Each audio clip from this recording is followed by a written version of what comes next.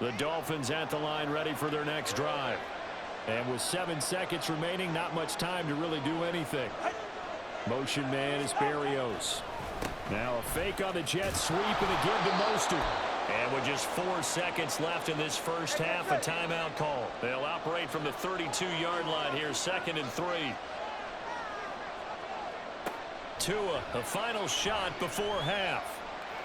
And going deep for Hill. It's caught inside the 25.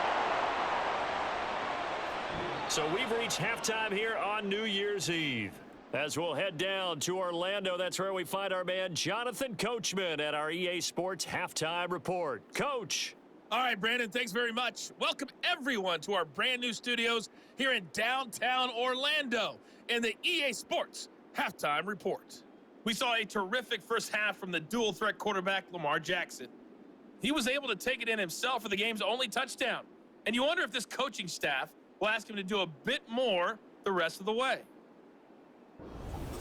Both teams going back through their game plans, making their final halftime adjustments. And for the call of the second half, we go back up to Baltimore and rejoin Brandon and Charles. Okay, Coach. Yeah, adjustments likely going to play a big role in this third quarter in what's been a tight contest so far. The Ravens ready to receive it, and they've got the lead as well as we resume play in the second half. And he'll be stopped up at the 25. Out come the Ravens now. They'll go on offense first here in this third quarter. Now this game, it has obviously been all about the defense on both sides of the football. Which offense is going to break through here? We'll see if they can do it on this drive. They start the second half with Hill. And he'll manage to pick up about 4. It's second down.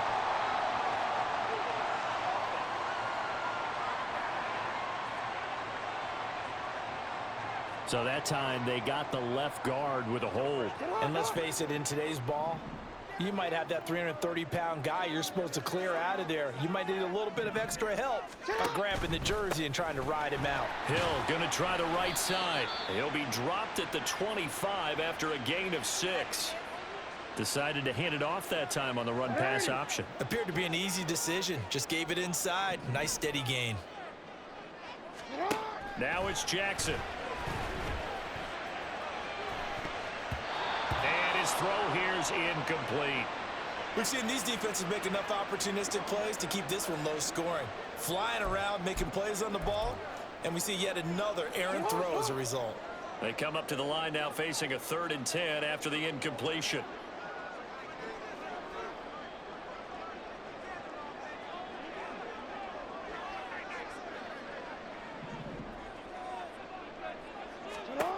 Now Jackson. He'll get this to Edwards out of the backfield. And he'll be out of bounds across the 30-yard line. That one good for only 6, and it leaves him with a 4th down. And that's a play that's not uncommon on 3rd and long because the offense is just hoping that somehow they can get a guy in space and follow some blockers downfield. Does a pretty nice job there getting a few yards, but he ends up getting stopped before he can get the first down. The Ravens send their punter out now. And surprisingly, this is the first punt of the game for either team. And he'll get this away into the icy winter air. It'll wind up just a 35-yard punt, no return, and it'll be Dolphin football. Now we take a glance at the offense as they work their way back out for their first possession of the second half. And with the way this offense has played thus far, to be frank, they got to feel pretty grateful to be in the ball game. I would agree with you totally because they've done all of nothing offensively in this game, yet they still find themselves in a position on this drive where a touchdown can give them the lead. They need to take advantage of it. Now they're still looking for that first touchdown here in the third quarter. All they have so far, the field goal. And now a throw on first down there, but it's incomplete. Third quarter of a tight football game as we come up on a 2nd and 10. From the gun, it's Tua. This one complete to Jalen Waddle. And he'll be taken down, but not before they work it across midfield.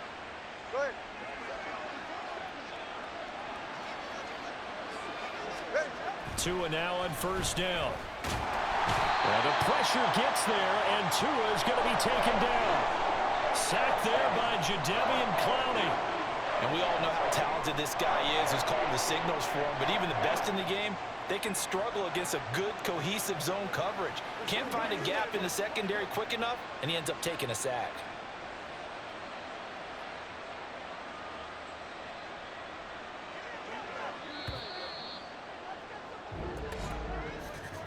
And as they come to the line, they will not be able to get off another play. Back now in Baltimore. It's Dolphin football, but they trail here as we get set for the fourth. Throwing Tua. And he'll get this into the hands of Braxton Berrios. It drives some people crazy to see those short throws underneath. They've got to find a way to gash the defense downfield. Here's Tua. That is caught. And he's going to be taken down with the first down at the Ravens' 26.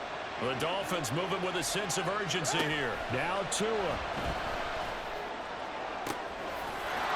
He's got it. Touchdown, Dolphins. Tyreek Hill, 26 yards. And the Dolphins have taken a fourth-quarter lead. And touchdown, and congratulations, and zero relaxation ahead of them, right? Way too much time on the clock for them to start celebrating. Yeah, part one is done, but now on the sideline, you can already see them scrambling down there. They're getting those defensive guys ready. Yes, you have to get those guys ready, and you also have to talk to your special teams guys. Make sure the kickoff is exactly what you want and cover it well. Extra point up and good by Sanders. So it's now a 3-point game here in the closing stages, as a field goal now can only tie it.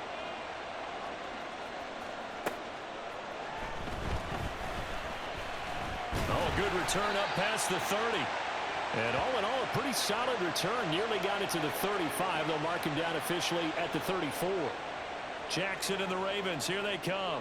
Down 10-7, 65 seconds remaining. They need, at minimum, 3 points out of this as they come up 1st and 10.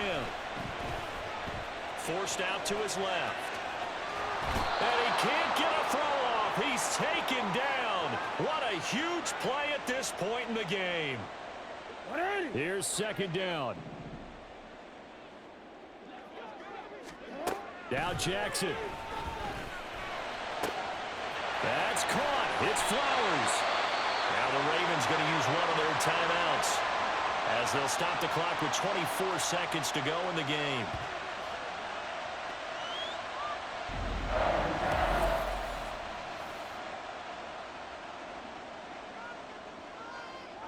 Two timeouts still in their back pocket.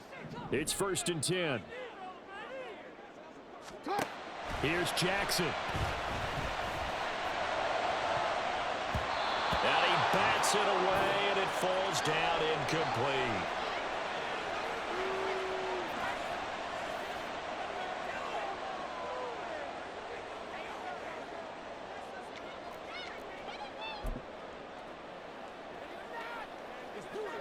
They'll try again here. 2nd and 10.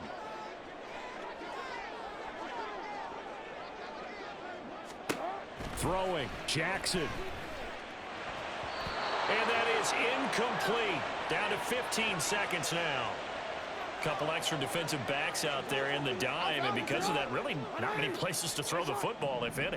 And typically, what would you want to do against that dime? Run the football. You want to run the ball, but you can't do it in this situation. Not nearly enough time on the clock. You're having to really navigate against a tough defense presented against you. The Ravens going to use the 2nd of their timeouts.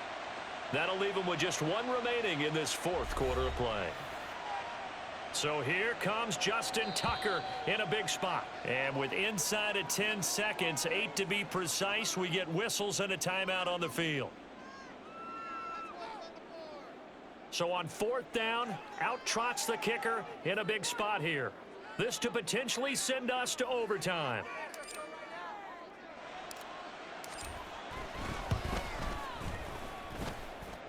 And he has got it from 55 yards away. That was never in doubt. And they will tie this game here in the final seconds. So they hadn't called on him at all until this point, but he comes through here and buries one from long range. Finish here as the kick's away. And with time a factor here late, he'll just take a knee and they'll put it out to the 25. This is 1st and 10.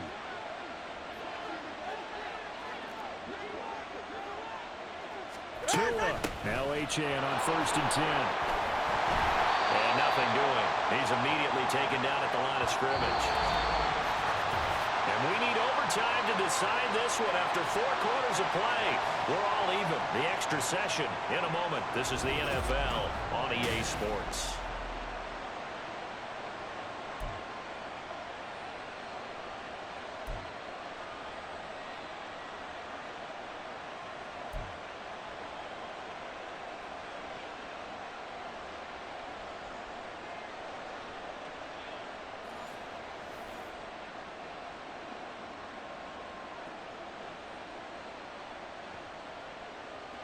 First here in overtime as the kick is away. Taken at the goal line. And makes it across the 20 as his guys will set up shop at the 23-yard line. Baltimore about ready to go on offense.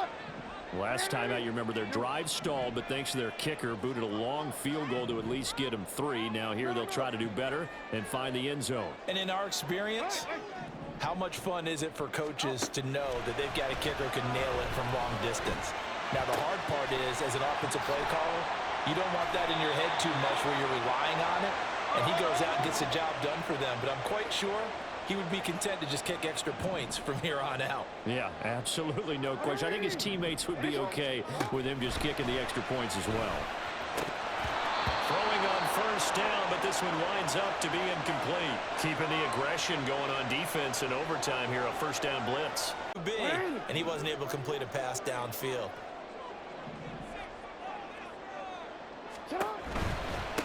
Jackson going to give this one to Edwards. And he'll be out of bounds, but able to get it up past the 45. He handed it off or kept it. Makes you focus, doesn't he? You've got to try and stay with it, and even when we do, we often can get it wrong because our eyes naturally go to him because he creates big plays. But if you're a runner and you're playing with Lamar Jackson, aren't you happy? He creates so much concentration on him, it should open up things for you. Wide receiver, the way he goes about his business. Yeah, 230, 240 range. Yeah, not super huge. Maybe not counted on to be that inline point-of-attack blocker that we used to have in the good old days. But you can flex him out. You can run wide receiver. This is caught inside the 15. And he's out of bounds. Almost gets to the 10. Well, that certainly changes things here because they're in field goal range already. But a field goal, that's not what they're looking for now. Not after that big play right here in overtime.